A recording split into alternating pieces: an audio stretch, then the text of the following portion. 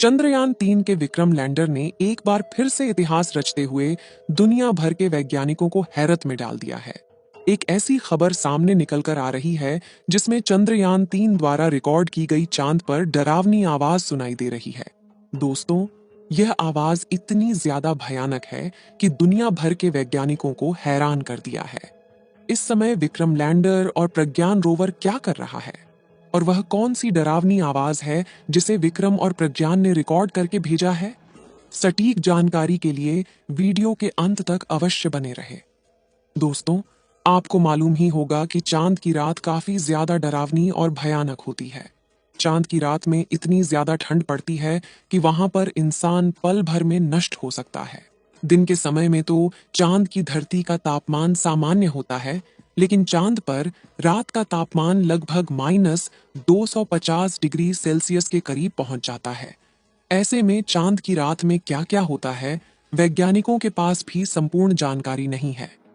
चंद्रयान 3 को 14 जुलाई के दिन श्रीहरिकोटा के सतीश धवन स्पेस सेंटर से चांद की सफल उड़ान के लिए भेजा गया था। साथियों, यह भारत का तीसरा मिशन था और इसका मकसद चांद के दक्षिणी ध्रुव पर सफलतापूर्वक सॉफ्ट लैंडिंग करना था। और सबसे बड़ी बात यह है कि चांद के दक्षिणी ध्रुव पर इससे पहले किसी भी देश ने लैंडिंग नहीं किया था। हमारा चंद्रयान 3 23 अगस्त के दिन चांद के दक्षिणी ध्रुव पर लैंडिंग करता है और दुनिया भर में इतिहास रच देता है। प्रज्ञान रोवर और विक्रम लैंडर को चांद पर 14 दिनों तक काम करने के लिए भेजा गया था। विक्रम लैंडर और प्रज्ञान रोवर दिन के समय अपने सारे एक्सपेरिमेंट को पूरा कर लेते हैं। प्रज्ञान रोवर चांद की जमीन में उपस्थित कुछ तत्वों की खोज करता है, जिसमें से ऑक्सीजन और सल्फर भी मौजूद है। चांद पर वायुमंडल नहीं पाया जाता है, ऐसे में चांद पर उल्का पिंड गिरने का खतरा बना रहता है।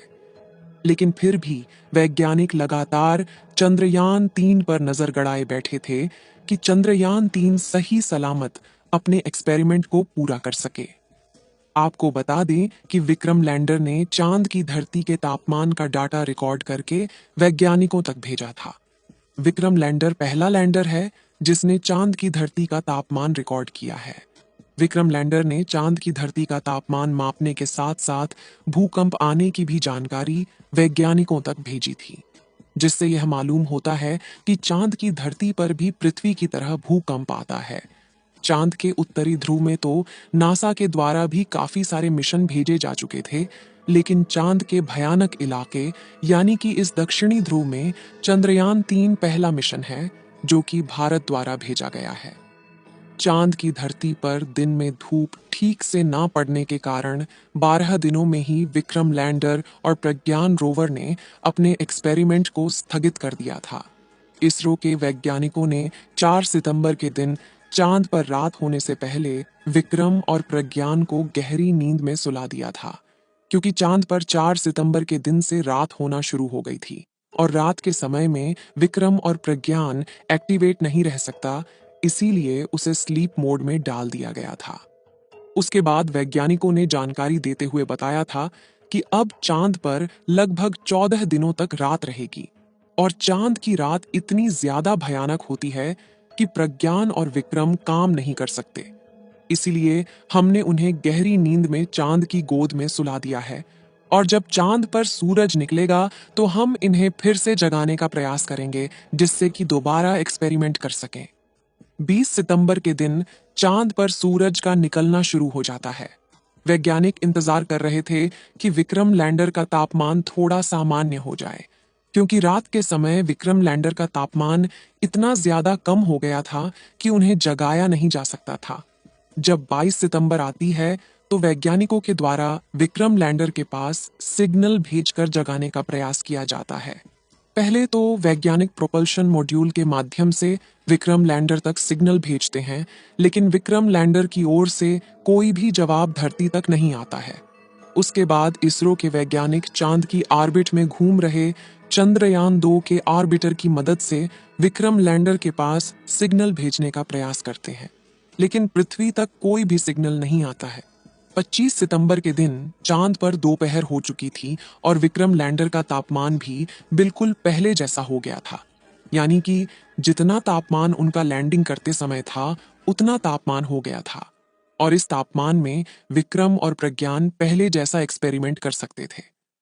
25 सितंबर के दिन तो कोई सिग्नल धरती तक विक्रम लैंडर की ओर से नहीं आ रहा था, लेकिन 26 सितंबर के दिन जब वैज्ञानिकों ने विक्रम लैंडर के पास सिग्नल भेजना चालू किया, तो विक्रम लैंडर की ओर से सिग्नल आने लगा। फिलहाल इसकी फ्रीक्वेंसी इतनी ज्यादा कम थी कि लगातार विक्रम लैंडर से संपर्क स्थापित नहीं किया जा सकता था। फिर भी वैज्ञानिक लगातार प्रयास कर रहे थे कि विक्रम लैंडर से संपर्क स्थापित हो जाए और फिर से जागकर चांद पर काम करने लगे। आपको बता दें कि इस समय विक्रम लैंडर के सारे सिस्टम एक्टिवेट हो चुके थे और दिन पर दिन विक्रम लैंडर की ओर से सिग्नल आने की फ्रीक्वेंसी बढ़ती जा रही थी, जिससे वैज्ञानिकों को पूरा यकीन हो गया था कि हम जल्द ही विक्रम लैंडर से संपर्क स्थापित कर लेंगे और प्रज्ञान रोवर को भी जल्द ही जगा देंगे, जिससे कि वह फिर से चांद पर एक्सपेरिमेंट कर सकेंगे। 30 सितंबर तक विक्रम और प्रज्ञान दोनों के सारे सिस्टम एक्टिवेट हो चुके थे और विक्रम लैंडर की ओर से सिग्नल पहले से ज्यादा मजबूती के साथ आने लगा था। लेकिन आपको बता दें कि 30 सितंबर तक वैज्ञानिक विक्रम लैंडर से संपर्क स्थापित करने में नाकामयाब हो रहे थे।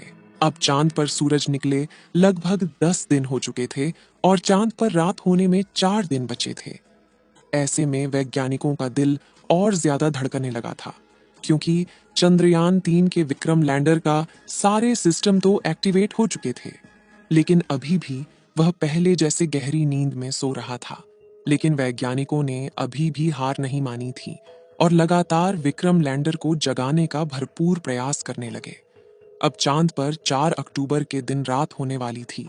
ऐसे में केवल वैज्ञानिकों के पास मुश्किल से 2 या 3 दिन बचे थे जिसमें विक्रम लैंडर को जगाया जा सकता था। इस समय चांद पर शाम हो चुकी थी और सूरज का ढलना धीरे धीरे शुरू हो गया था, क्योंकि चांद पर शाम होने लगी थी और जल्द ही रात होने वाली थी। इसलिए चांद की धरती का तापमान धीरे धीरे घटना शुरू हो गया।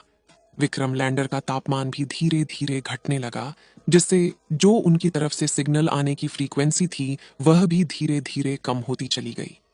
अब आपके दिमाग में सवाल आ रहा होगा कि आखिर वह कौन सी आवाज है जिसे प्रज्ञान रोवर ने रिकॉर्ड करके भेजी है।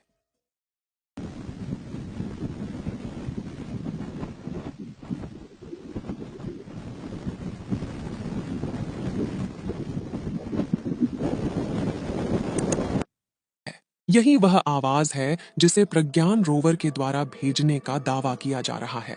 लेकिन आपको बता दें कि यह आवाज प्रज्ञान रोवर द्वारा रिकॉर्ड नहीं की गई है। यह आवाज सूरज की है, जिसे नासा ने सोलर पार्कर द्वारा रिकॉर्ड किया था। चांद पर इस समय दोबारा से रात हो चुकी है और चंद्रयान 3 चंद्रदूत बनकर चांद पर सो गया है। इसरो के वैज्ञानिकों के गजब के कारनामे के लिए उन्हें कमेंट में बधाई देना बिल्कुल ना भूलें। इस वीडियो को एक लाइक करके चैनल को सब्सक्राइब जरूर कर लीजिए, जिससे और भी नॉलेजेबल वीडियो आपको मिलती रहे।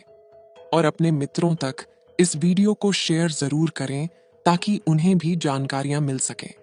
मिलते हैं किसी और नॉलेजेबल वीडियो के साथ।